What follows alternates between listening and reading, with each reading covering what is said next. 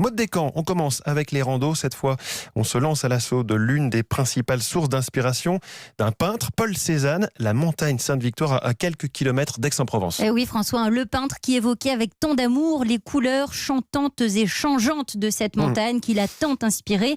Il a consacré plus de 80 tableaux à la Sainte-Victoire. Et quand vous arrivez au petit matin, au pied de cet immense massif calcaire et que vous voyez cette lumière qui commence à se refléter sur la pierre, eh bien, je peux vous dire que là, vous comprenez l'amour de Cézanne pour ce lieu. Alors, on commence par où pour cette rando, Maud ? Alors déjà, sachez qu'il y a un très très large choix de chemins, 250 km de sentiers, 20 sentiers balisés. Il y a même le GR9 qui passe par là. C'est un chemin de grande randonnée qui relie le Jura jusqu'au golfe de Saint-Tropez.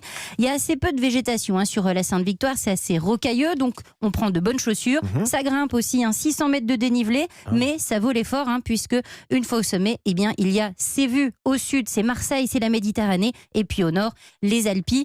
Si vous voulez commencer tranquillement, eh bien, moi je vous conseille le sentier Imoucha par l'ouest. C'est 2 heures de marche, c'est balisé, un peu plus ardu, c'est par la face sud. Là, c'est le tracé rouge donc plus sportif, avec seulement 1h30 de grimpette. Vous pouvez aussi combiner, si vous voulez, plusieurs sentiers. Et puis, il y a l'option rando-escalade. Je vois Thierry qui dit non, c'est le mot grimpette qui me fait peur. Ça se corse.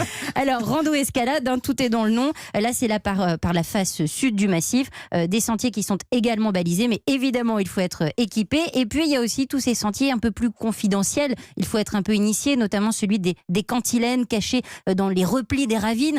Il faut également donc là avoir suffisamment d'équipement, et puis surtout on ne s'amuse pas à sortir de ces sentiers balisés pour des questions de sécurité, mais aussi pour des questions de respect de l'environnement. Alors ça, c'est sur la journée, mais est-ce qu'on peut y passer la nuit ? Est-ce qu'il y a des refuges dans le coin ? Eh bien oui, alors il y a un refuge. Alors attention Emmanuel, c'est pas l'hôtel, je vous préviens tout de suite. Tous les dimanches, moi qui suis la cible, il aime pas porter son sac, il aime pas dormir sous la toile de tente. Voilà, c'est l'image que vous dégagez. Des reines, forcément.